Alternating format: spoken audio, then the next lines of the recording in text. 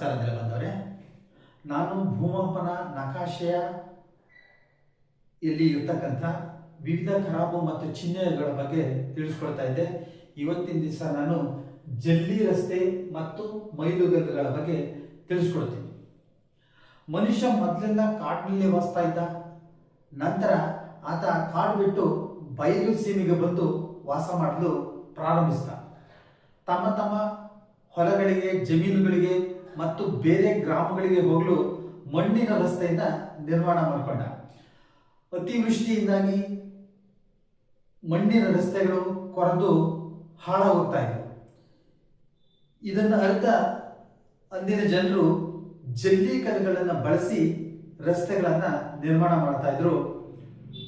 ಇವಕ್ಕೆ ಜಲ್ಲಿ ರಸ್ತೆ ಅಂತ ಕರೆಯಲಾಯಿತು.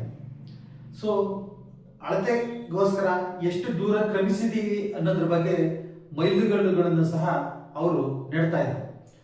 ಭೂಮಾಪನ ಸಮಯದಲ್ಲಿ ಸದರಿ ಜಲ್ಲಿ ರಸ್ತೆಯನ್ನು ಅಳತೆ ಮಾಡಿ ದಾಖಲೆಗಳನ್ನು ತಯಾರಿಸಲಾಗಿದೆ. ಜಲ್ಲಿ ರಸ್ತೆಯನ್ನು ನಕಾಶೆಯಲ್ಲಿ ಈ ರೀತಿ ಗುರುತಿಸಿರುವುದನ್ನು ತಾವು ಕಾಣಬಹುದಾಗಿದೆ. ಪ್ರಮುಖ ಜಲ್ಲಿ ರಸ್ತೆಗಳನ್ನು ಅಭಿವೃದ್ಧಿಪಡಿಸಿ ಡಾಂಬರೀಕರಣ ಮಾಡಿದರು.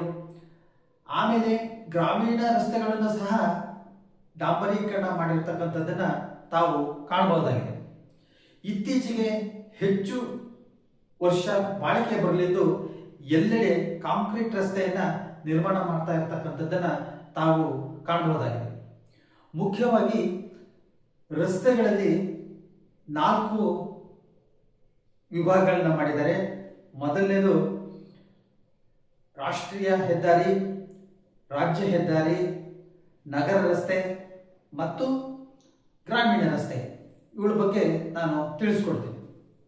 ನೋಡಿ, ಈ ಚಿತ್ರದಲ್ಲಿ ತೋರಿಸ್ತಕ್ಕಂಥದ್ದು ರಾಷ್ಟ್ರೀಯ ಹೆದ್ದಾರಿ ಆಗಿದೆ. ಇದನ್ನ ಕೆಳಗಡೆ ಬಿಳಿ ಬಣ್ಣದಿಂದ ಗುರುತಿಸಲಾಗಿದೆ, ಮೇಲೆ ಹಳದಿ ಬಣ್ಣದಿಂದ ಗುರುತಿಸುತ್ತಾರೆ. ಇದಕ್ಕೆ ನಾವು ರಾಷ್ಟ್ರೀಯ ಹೆದ್ದಾರಿ ಎಂದು ಕರೆಯಲಾಗಿದೆ. ಇನ್ನು ರಾಜ್ಯ ಹೆದ್ದಾರಿಗಳ ಬಗ್ಗೆ ತಿಳಿಸ್ಕೋಬೇಕು ಅಂತಂದ್ರೆ, ಕೆಳಗಡೆ ಭಾಗ ಬಿಳಿ ಬಣ್ಣದಿಂದ ಗುರುತಿಸಲಾಗಿದೆ, ಮೇಲ್ಭಾಗದಲ್ಲಿ ಹಸಿರು ಬಣ್ಣದಿಂದ ಗುರುತಿಸಲಾಗುತ್ತೆ. ಹಾಗಾದ್ರೆ ನಗರ ರಸ್ತೆ ಹೇಗೆ ಗುರುತಿಸುತ್ತಾರೆ ಅಂತಂದ್ರೆ, ಕೆಳಭಾಗವನ್ನ ಬಿಳಿ ಬಣ್ಣದಿಂದ ಗುರುತಿಸಲಾಗಿದೆ, ಮೇಲ್ಭಾಗವನ್ನ ಕಪ್ಪು ಬಣ್ಣದಿಂದ ಗುರುತಿಸಲಾಗಿರುತ್ತದೆ. ಹಾಗಾದ್ರೆ ಗ್ರಾಮೀಣ ರಸ್ತೆಯನ್ನ ಕೆಳಭಾಗದಲ್ಲಿ ಯಥಾವತ್ತಾಗಿ ಬಿಳಿ ಬಣ್ಣದಿಂದ ಗುರುತಿಸಿ ಮೇಲ್ಭಾಗವನ್ನ ಕೇಸರಿ ಬಣ್ಣದಿಂದ ಗುರುತಿಸಲಾಗಿದೆ. ಇವುಗಳನ್ನೆಲ್ಲ ಮೈಲುಗಲ್ಲುಗಳು ಅಂತಾರೆ.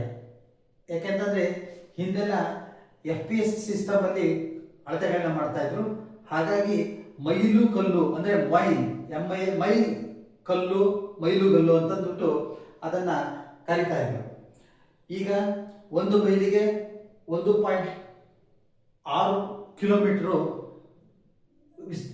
ಅಳತೆ ನಾವು ಕಾಣಬಹುದಾಗಿದೆ. ನೆಲಮಾಪನಕ್ಕೆ ಸಂಬಂಧಪಟ್ಟಂತ ಎಲ್ಲ ವಿಡಿಯೋಗಳು ಫೇಸ್ಬುಕ್, ಯೂಟ್ಯೂಬ್ನಲ್ಲಿ ಲಭ್ಯವಿದ್ದು ತಾವು ನೆಲಮಾಪನ ಎಂದು ಟೈಪ್ ಮಾಡಿ ಸಬ್ಸ್ಕ್ರೈಬ್ ಆಗಿ ವೀಕ್ಷಿಸಬಹುದಾಗಿದೆ. ಮುಂದಿನ ಸಂಚಿಕೆಯಲ್ಲಿ ಮತ್ತೊಂದು ಭೂಮಾಪನದ ವಿಷಯ ಬಗ್ಗೆ ತಿಳಿಸ್ಕೊಡ್ತೀನಿ. ಅಲ್ಲಿವರೆಗೂ ನಮಸ್ಕಾರ.